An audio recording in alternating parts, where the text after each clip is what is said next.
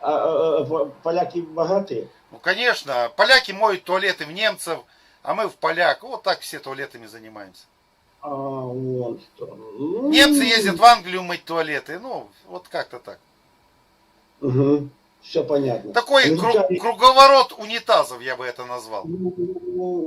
самые, англичане ездят в Америку. Да, да, да, да.